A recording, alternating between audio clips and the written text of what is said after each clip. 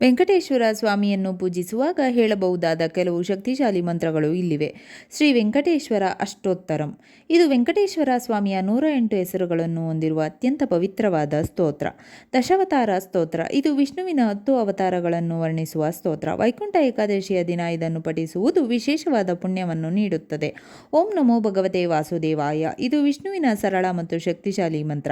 ಶ್ರೀ ವೆಂಕಟೇಶ್ವರ ಗಾಯತ್ರಿ ಮಂತ್ರ. ಇದು ವೆಂಕಟೇಶ್ವರ ಸ್ವಾಮಿಯನ್ನು ಆರಾಧಿಸಲು ಬಳಸುವ ಗಾಯತ್ರಿ ಮಂತ್ರ. ಈ ಮಂತ್ರಗಳನ್ನು ಜಪಿಸುವುದರಿಂದ ಮನಸ್ಸು ಶಾಂತವಾಗುತ್ತದೆ, ಆಧ್ಯಾತ್ಮಿಕ ಪ್ರಗತಿ ಸಾಧ್ಯವಾಗುತ್ತದೆ ಮತ್ತು ವೆಂಕಟೇಶ್ವರ ಸ್ವಾಮಿಯ ಆಶೀರ್ವಾದ ದೊರೆಯುತ್ತದೆ ಎಂದು ನಂಬಲಾಗಿದೆ. ಈ ಮಂತ್ರಗಳನ್ನು ಸರಿಯಾದ ಉಚ್ಚಾರಣೆಯೊಂದಿಗೆ ಮತ್ತು ಭಕ್ತಿಯಿಂದ ಜಪಿಸುವುದು ಬಹಳ ಮುಖ್ಯ. ವೈಕುಂಠ ಏಕಾದಶಿ ದಿನ ಏನು ಮಾಡಬೇಕು? ಉಪವಾಸ, ವ್ರತ ಮಾಡುವುದು, ವಿಷ್ಣುದೇವರನ್ನು ಪೂಜಿಸುವುದು, ವಿಷ್ಣು ಮಂತ್ರಗಳನ್ನು ಜಪಿಸುವುದು, ಭಗವದ್ಗೀತೆಯನ್ನು ಪಠಿಸುವುದು, ದಾನ ಧರ್ಮ ಮಾಡುವುದು. ವೈಕುಂಠ ಏಕಾದಶಿಯಂದು ಏನನ್ನು ಮಾಡಬಾರದು? ಅಳು, ಕೋಪ